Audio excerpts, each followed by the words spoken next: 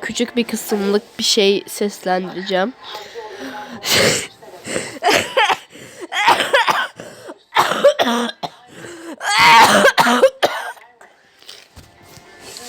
Ay, öksürük tuttu.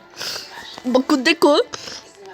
Ara sıra Sasonoro falan da var. Oraları gösteremem. Çok absürt şeyler.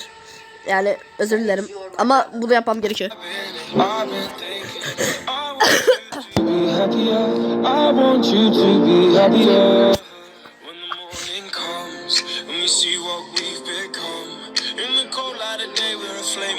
Konuş artık.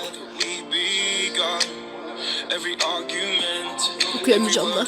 Oh my goodness, why will he do that? God, where is he? Let's get out.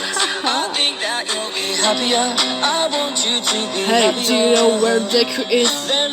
Yeah, well, why won't I tell you? I wrote about him. He trusts. O ne ya? It's cool.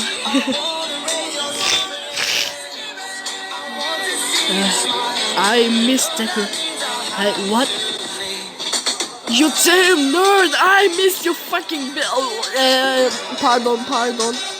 Şurada bir duralım. Ben biraz daha araştıracağım da şu ana kadar bir bekle. Yine küçük konuşmalı bir şey buldum. Arkada yine bir şeyler var. Ama yine sorun olmaz diye düşünüyorum. Öksürük komasından sonra. Neyse açıyorum. Orasının ama yani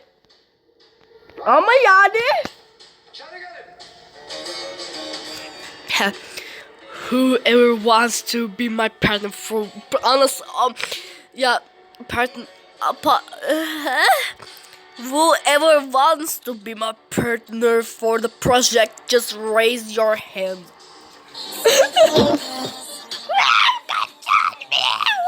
Damn, I didn't know he was the popular. Take me.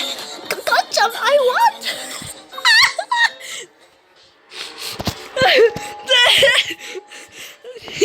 Kendimden utanıyorum. Ay ne oluyor? Açıklayabilirim. Hayır, asla hayır. Yok böyle bir şey.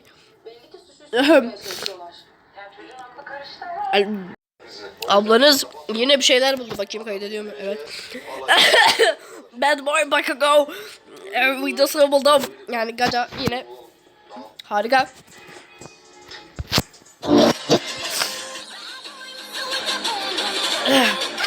Ne oluyor abla? Bad Boy. What? I'm sorry, Kata. Just stay dirty. Stay dirty, Q.